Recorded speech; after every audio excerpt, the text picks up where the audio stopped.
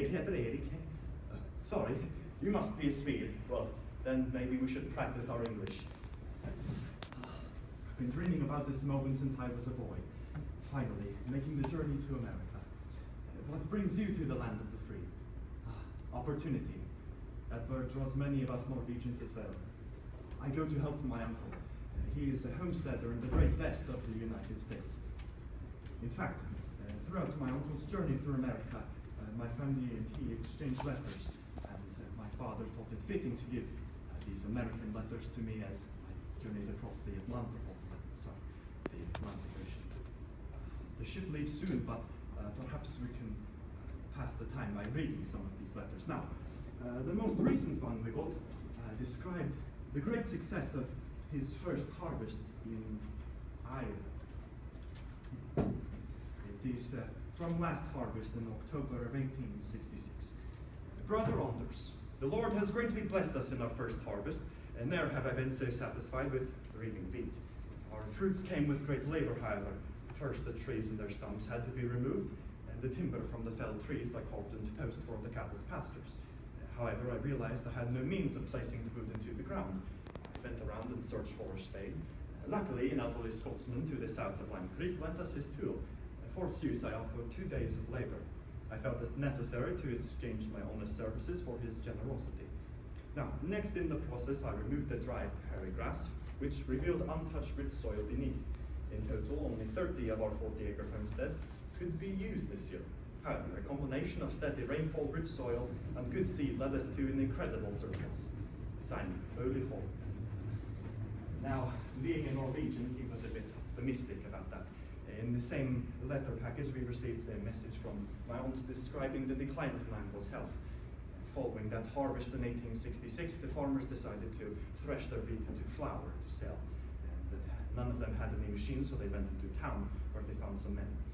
Now, those men charged them wheat to turn their wheat into flour. In effect, the farmers had very little in the end for the coming winter or to sell even. With an influx of immigrants to the area, there was a food shortage.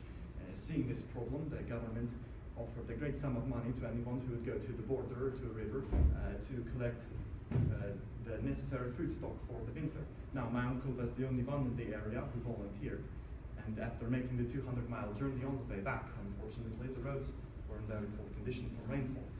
The ox cart having getting stuck multiple times in order to get it back on the road, my uncle had to remove all of the wheat and all of the foodstuffs. Each time he got a little bit weaker, and as he came back, his health was quite failing. And that is why I'm going to help this aforementioned farm for their needs or help. Now, there is another reason my uncle left, not just opportunity. In the time in Norway, there was a great population boom, and there were no jobs. You could either work in a factory or you could be a tenant farmer, practically a slave.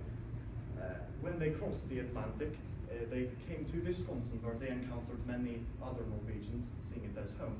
They rented a farm from a poor widow where they took the Yankee name Holland.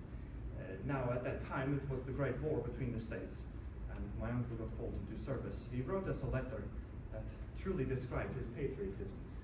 Let me see. There it is.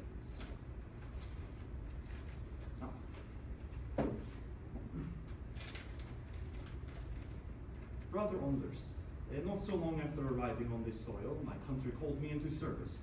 2 weeks ago, I received a notice from the War Department that sent cold shivers down my spine. I was to leave my home and family just when I had said it. However, I surged with pride as I am a true Northman. I felt it everyone's duty to do what was necessary to end this war and free the enslaved Negroes. With that sentiment in mind, I looked toward my entrance into the armed forces as a call to action. But the bond that ties one to his family and home and all that is dear to him is not always so easy to cast off. And eventually the day came for me and all the other recruits to meet at Camp Randall and be on our way. For some it was a time to sob and fuss, but Martha and I kept our composure. We had faced adversity like this before, and we knew the outcome of perseverance. It was time to leave. I gave one final goodbye to my children, touching their blond heads for the last time, and I boarded the train. With the striking of the clock tower, the train kept to its schedule and we jolted forward. No sooner had we left when there was a sharp report from the locomotive's wheels, and suddenly the train stopped. In a matter of moments, an enormous crowd gathered outside. Some threw their hats in the air. Others waved handkerchiefs, but all yelled at the top of their voices. Hurrah for Lincoln! Hurrah for Grant! Hurrah for Sherman! Hurrah for victory! The war had ended before we even left. Only a handsome heart. Was it luck? Was it fate? I don't know. But what I do know is that had my uncle encountered the Southern forces, he would have fought valiantly. Along with the other Norske men, he was willing to exchange his life for the newfound freedoms that they loved. For example, the ability to vote for their government offices and ownership of land. Now, shortly after his return from the service, my uncle heard about land that was being held for cheated under the Homestead Act of 1862. Now, in order, no offense, to get the land from some Swedes in the area, he had to run to the post office, which was 40 miles. Having secured that homestead, they started making their way to Winnebago County, Iowa. Now, after they made the 4-week journey across the open prairie in the covered wagons, my uncle settled in a small farmhouse near Lime Creek, along with 4 other families. Well, I suppose where 2 or more are gathered, their Christ is as well. Now, about 2 weeks after, he sent us this letter. It is quite funny. I won't spoil it, but it has a great message.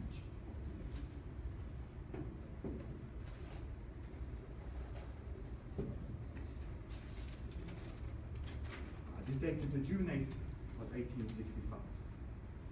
The following morning, I woke up earlier than normal, having been affected by the heat of summer. In effect, to cool myself, I walked down to Lime Creek and splashed several handfuls of water on my neck. While strolling back to the barn, I paused for a moment to admire the stillness of God's creation.